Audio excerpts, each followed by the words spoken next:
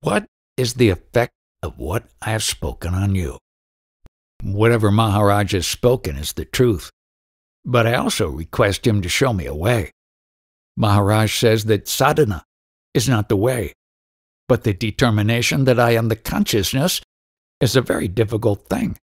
I am practicing. Who is practicing? It has no form. It is dwelling in this body. How long will it continue, and what is the gain? Abide in the self only. Until then it will continue the sadhana. Once it is established in the self, the objective, the person who is practicing and the process of practicing is gone. A sankalpa indicates a need, an objective. What is a sankalpa?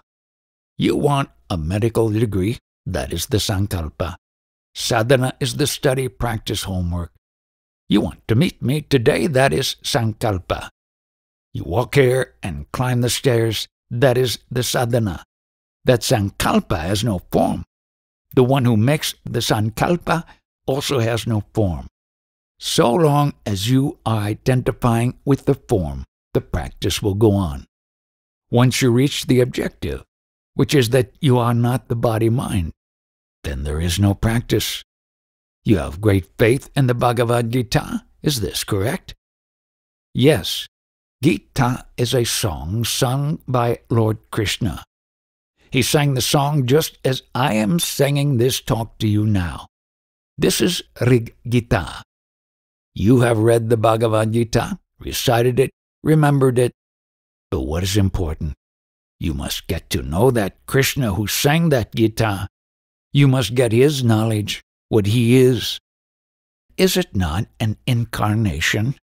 In short, from nothingness the form is taken. The nothingness descends into form. That is avatar. Normally we say from nothingness a person is there. But for these great personalities, great sages, you will say avatar. Are you trying to understand that Krishna? No, you are creating certain concepts and trying to understand him. That is not correct. From nothingness he was, how did it happen? This incarnation, you must understand. The descending into avatar or form. What is this? Prior to incarnation, that personality had no knowledge about himself.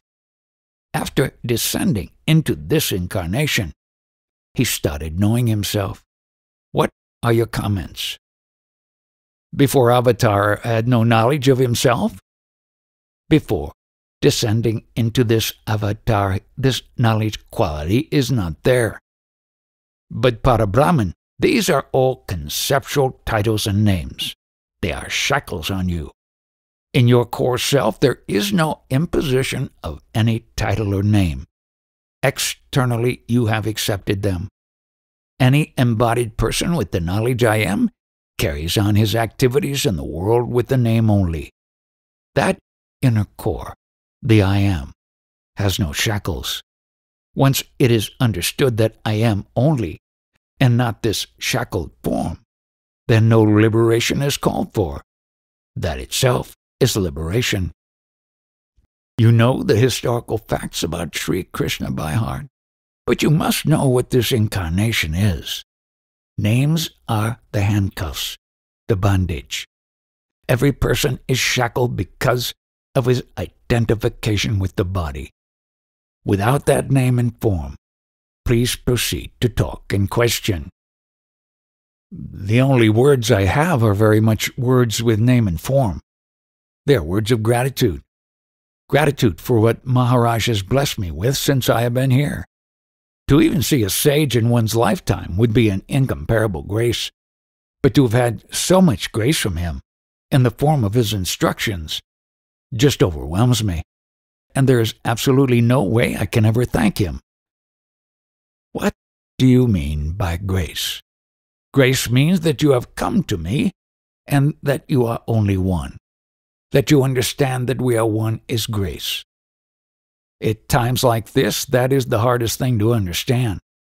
Grace means totality, wholeness. There is no fragmentation. Why am I ostracized? Why can't I see the truth? You are ostracized because you are identifying with the body, mind, and the memory that you are a body. Give up that identity and memory, and then whatever you see will be the truth. This is a very rare, a very precious opportunity wherein you get this conflux of these three entities, body, vital force, and the touch of I amness. And with this alone, you can reach right up to the Absolute. You can abide in the Absolute. In the name of spirituality, people carry out various types of acting, like japa, penances, etc. Once you accept that actor's pose, you undergo the disciplines, and therefore all the sufferings are related to that. This is not going to lead you to the ultimate, the Absolute. For you, the first step is worshiping that vital breath. Here you must focus your attention on that vital breath pulsation, and together with that, carry out the name japa. When you do that, the vital breath will be purified, and in the process of purification, this beingness will open up.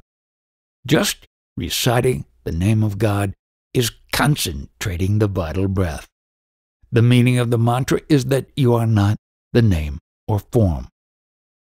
All the 24 hours, this vital breath or vital force, through various perceptions, is recording the pictures of all your experiences and memorizing whatever is relevant.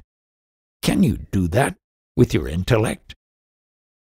I saw the article in Mountain Path about Maharaj, and I have come to ask his blessing. Your spiritual acquisitions, everything is very good. But when you finally realize yourself, you will come to the conclusion that all is useless, redundant, superfluous. That is why I'm asking for the blessing of Maharaj, to have that experience. In that highest state there is no experience. Experience, experiencing, experiencer. Everything is only one. Can Maharaj give a push to reach that state? Somebody has already given a push to you, and that is why you have come here. From the front you are pushed backward. Recede into the source. Before I acquired this body, did I know everything? You were perfect, total. Just because I'm encased in this body, I'm suffering. How did you reach your parents? Deliberate on that. I had the desire. For the time being, let us assume that you had the desire. But just tell me, how did you reach those parents? I don't know. Whatever you do not know is perfect. Whatever you know is imperfect, fraudulent. Just because I am encased in the body, I am in agony to be perfect, which I am not. Why do you worry about this encasement in the body? Who is worrying? That cannot be me. The worrier is not you. It is the affair of the intelligence. In this spiritual hierarchy, from the grossest to the subtlest, you are the subtlest. How can this be realized? The very base is that you don't know you are. And suddenly the feeling of I amness appears. The moment it appears, you see space, mental space, that subtle, sky-like space. Stabilize you there. You are that. When you are able to stabilize in that state, you are the space only. When this space-like identity, I am, disappears, the space also will disappear. There is no space. When that space like I am goes into oblivion, that is the eternal state.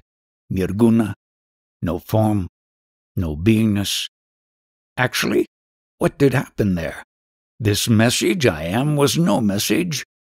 Dealing with this aspect, I cannot talk much because there is no scope to put it into words. Does Maharaj go into samadhi? I am stabilized in the highest. There is no going into samadhi or coming down from samadhi. That is over. Should we continue our meditation? It doesn't mean this as an excuse for you to give up meditation. You must persist in meditation until you come to the stage when you feel there is no meditation. When the purpose of meditation is gained, it will drop off naturally. Which is the way to the supreme state? There is no question of going into that state. You are the supreme state, but whatever ignorance you have will drop off. I have been advised by doctors not to talk. Therefore, I am not talking. Is there a desire not to die and lose your body? The sage is not concerned with that. Is there a desire of the body, not of the self? You may say something like that. This is the administrative action of that beingness. It is a very complicated riddle. You have to discard whatever you know, whatever you have read, and have a firm conviction about that about which nobody knows anything. You cannot get any information about that. And about that, you must have firm conviction. How difficult it is. Most people reach that state which is, but nobody reaches that state which is not. It is very rarely that one can reach that state. It transcends all knowledge. Most essential is that knowledge I am. Claim it. Appropriate it as your own. If that is not there, nothing is. Knowledge of all the stages will be obtained only with the aid of this knowledge I am. From the absolute no-knowing state spontaneously, this consciousness I am has appeared. There is no reason, no cause. Spontaneously it has come. With the waking state, deep sleep, the five elemental play, three gunas, and prakriti and purusha. Then it embraces the body as itself, and therefore identifies as a male or a female. This I amness has its own love to be. It wants to remain, to perpetuate itself, but it is not eternal. This passing show may be likened to the following situation. Suppose I was well all along, then suddenly I was sick and the doctor gave me medicine. After 3 days, my fever was gone. So the stage of fever for 3 days is the I am consciousness. Exactly like that. A passing show, a time-bound state. This principle loves to be, and one must not belittle it. It is a very godly principle. This I amness contains the entire cosmos. It is said that all this is unreal. When is it certified as unreal? Only when one understands this temporary phase. And in the process of understanding, one is in the Absolute, and from there recognizes this as a temporary, unreal state. In my present state, I am not able to talk much. The difficulty is that you have been accepting this as real, and I have to disprove this, and a lot of talking is to be done by me, which I am not in a position to do now. So you go now, do bhajans. You are having experiences in the world with body and mind, but what do you know about your identity? You have an image of yourself, but that identity is only a temporary thing. What is mind? Mind is the language of the vital breath. That mind language will talk only about the impressions it has collected. The knowledge I am is not a thought, but observes the thoughts. Out of prana, the pranava, the beginning of sound. In the sound is the love to be. The innermost, subtlest principle is that gnawing principle, I am. I am, without words, by which you know you are. It has no form or image. It is only beingness, the love to be. Parashakti is the beingness or love to be. The next stage of the Parashakti is Parashunti, the formation but not yet perceptible. The next stage is mind formation. The language is formed in the mind. Next is the explosion of words, vocal words. In this, where are you? This is a process happening. For you, I am expounding very secret knowledge about your own beingness, how it came about. That is what I am talking about. This play is just happening. You are not playing a part. When you are ignorant, you think you are playing a part in this manifest world. There is no one working deliberately. It is happening spontaneously. You cannot claim anything in this process. When you are thoroughly knowledgeable, you will come to the conclusion that this beingness is also an illusion. Who recognizes that it is illusion or ignorance? Only that one recognizes or witnesses all that is ignorance. That one cannot understand that one, he can witness and understand only the ignorance. The one who recognizes all this as ignorance, that one is knowledgeable. Why are you calling me Yanni and listening to my talks? Because I have recognized and understood that child ignorance, the I amness, and have transcended that. Finally, you have to understand that the principle which you are using to talk, to move about, and operate in the world is not you. I have read and listened to so many stories about the different sages and personalities of the past, and they are all different. They founded different sects, etc. Why is this so? According to the time and situation, they have taught their concepts, but they are concepts meant only for that period, that situation. And then their concepts have developed into religions. All of you presume that you're all very knowledgeable spiritually. Before you think of deriving any benefit out of anything, first of all, find out what is your identity. Why did I take this form? Because you were a fool. If you had anything about you, you would not have come into this world. First, I hadn't any form, isn't that so? Yes, even now you don't have any form. It is not your shape, it is the shape of the seed. Isn't it the nature of the seed that it grows, like a tree grows out of a seed? It is its nature. So I'm not to blame. The seed must be foolish. Because the seed is foolish, it has come like this. The seed is the original foolish state. Yet what big titles are given to that seed? The seed is transient, and the whole world is full of the seeds. All the 5 elements, all the objective world is in that seed. You are not that seed. You are the observer of that seed. For many centuries, the Western people were not interested in spiritual matters. But now they have realized that in spite of all their riches, they cannot get real peace. So they are searching for the truth now. The nearer you get to the truth, the more you lose interest in worldly affairs. Such a one will not have any particular interest in the world, but will act like an ordinary person.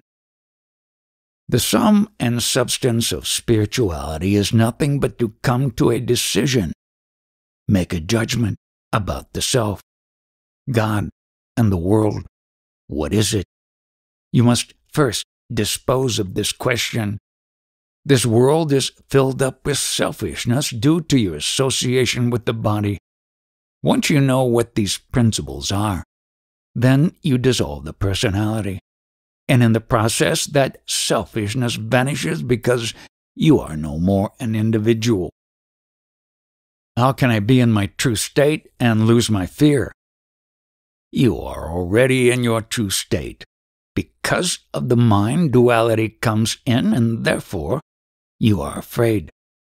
The association with the body and the mind is because of love for the body-mind. That is going to go away. Therefore, everyone is afraid of death. The world is given to me by my senses. When you go beyond that state of I amness, do you experience the world? There is no question of going beyond. I was never born, will never die. Whatever is all the time. Going beyond is only an idea meant to remove all other ideas that you have accumulated. You think about birth. No, I do not know that I am born. I feel that I am really not born, and yet the world seems so real. Do not worry about the world. First start from here, the I am, and then find out what is the world. Find out the nature of this I. Why find out about the I, which is not real? It is the seed from which everything comes out. If the seed is not there, the universe is not. How have you come into this so-called objective world? Here everything will be wiped out. I invite you, in your own interest, to go home. All these discussions are an exchange of ideas and mental entertainment, meant to while away the time. If you don't make some kind of effort, you get nowhere. Don't think that some progress has to be made. You will continue to do something even if it is conceptual. But the one who understands that he is already there, what will he do? Okay, but isn't there tremendous scope for self-deception here? Who is this who is going to be self-deceived? The empirical ego. There is no entity. It is not possible for a phenomenal object to achieve something, and this is only a phenomenal object. Don't you have to make that effort to stand back? Not doing anything means what kind of doing? Our normal way of living is identifying. If we stand back, is there a qualitative difference? Carry on your entertainment, but don't be under the misapprehension that you are doing anything. When I say that I am God, how come people don't come and prostrate before me? If you have truly understood that you are God, before that conviction comes, you will have lost your identity. You will have merged with the total manifestation. Therefore, who will expect whom to come and do pranams? Is there such a thing as using one's will to do something? If one is trying to stay awake, saying a mantra or meditating, and keeps pulling himself back from sleep, is he not doing something? At that stage of a seeker, what he is doing may be right, but he will soon find out that the seeker disappears in the seeking. When the seeker disappears, there is no question of doing. Later the seeker will understand that it is not his true nature which was doing all this, but that to which the label born was attached. That is the consciousness which has identified itself with the body and the states of waking and sleeping. That whole bundle is what is doing, and he is not that. This body is perceptible, but my true nature is that which was before the body and the consciousness came into being. Anything that is sensorially seen and interpreted by the mind is an appearance in consciousness and is not true. I am not telling you anything which is foreign to my experience. I am telling you what I have understood and experienced. It is very simple. This is time-bound, and anything which is time-bound is untrue, because time itself is a concept. What I am telling you is based on this simple fact, as it is based on my experience. If it appeals to you as a concept at the moment, accept it. Otherwise not. If at all you want to do something, do that which you cannot do at all. That is the state of no being. There is a constant restlessness in the mind, wanting to realize something that in itself seems to be an obstacle. Are you prior to the mind or after? Prior to the mind. So don't worry about the mind. Enjoy your mind to the extent that is useful for your normal daily chores, not beyond that. The knowledgeable one just witnesses or cancels whatever experiences are obtainable from the mind as having no substance. All this world play is the realm of the mind. Once you understand that you are not the mind, in what way are you concerned? This is a temporary phase, imperfect, inadequate. Even beingness is an imperfect temporary phase. That consciousness is a product of the food essence body. The body is the fuel on which I amness is sustained. Do you not observe what the body is? Is it not like a morsel of food and water? Presently, you are embroiled in this I amness. But you, the Absolute, are not this I amness. What you are saying is even the I amness, the way you recognize it in the mind, that is not the way it is actually. Take it like this. This is as good or as bad an experience as having a tummy ache or a pain in the neck.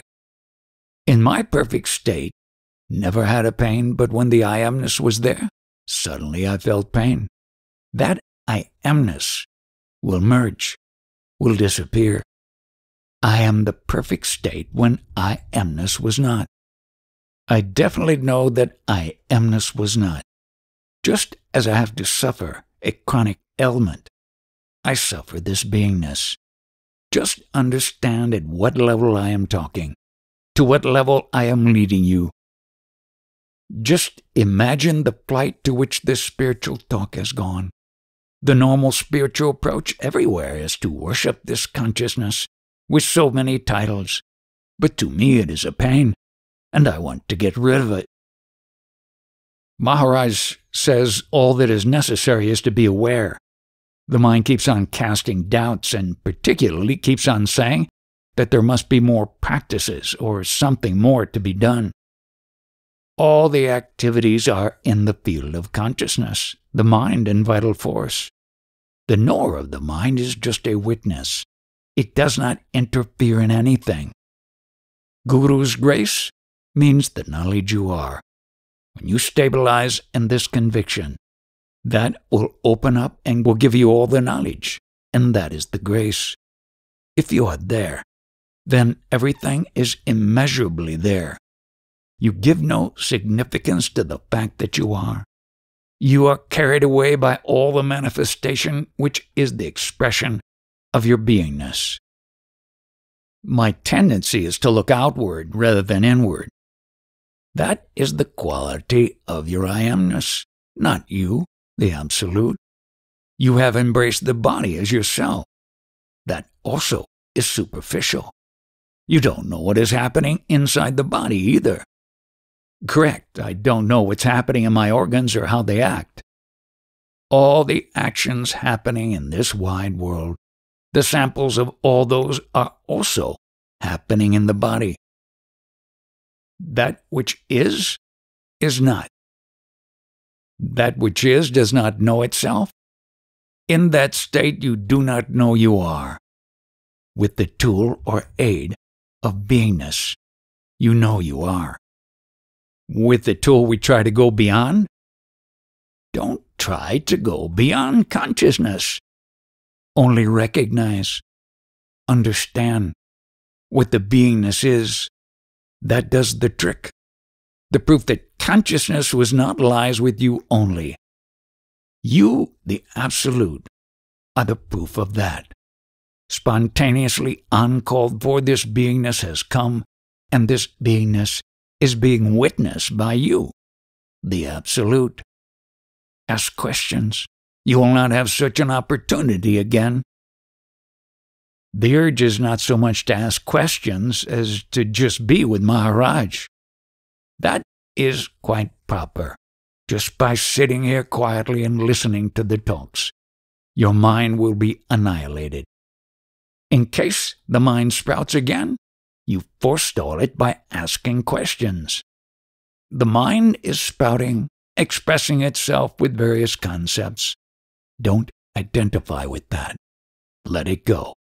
Don't be a customer to your mind concepts. Things are like getting food, eating at regular times, earning money. All these concepts of the mind are responded to by the mind. If one does not respond to these things, then how does one live? By all means, employ the mind. But don't get lost in the mind. Observe the mind. Be a witness to the mind flow. I have come to Maharaj in the hope that he may help me put an end to this search. Can you communicate to me what you have understood? It is all concepts, all illusion. Yes. I don't believe in processes that take time and disciplines. I've done all that. I want it to end. The basic fact that you are not the body must be clear to you by now. You are working in the world and you think that you are doing that work. But what is really happening is this.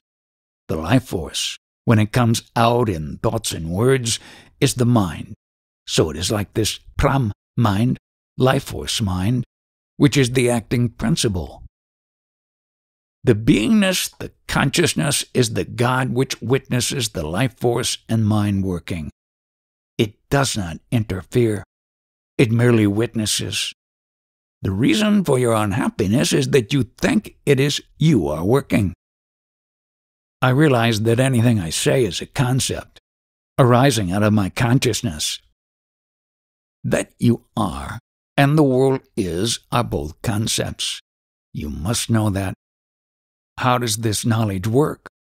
I mean, you tell me words, and there comes a sense of understanding. Is it a mental process? Is there still a faculty witnessing all this? The mind understands because of the consciousness.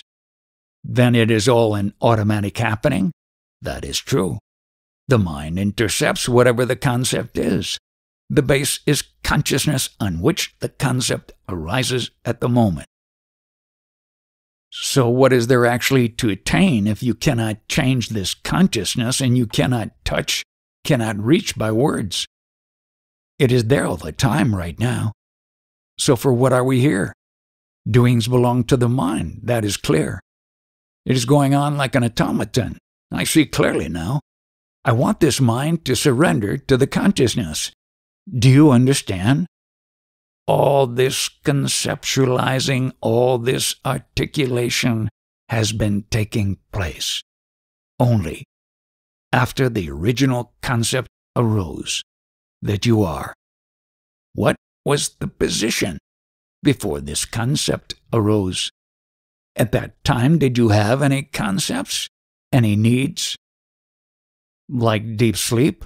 This concept that it is like deep sleep is not incorrect, but it is still a concept, and the original state is beyond concepts. What is the fact now? That you are awake is itself a concept at this moment. Let this sink in. It's a movie. Go back to the source. Before this concept of beingness, I am arose.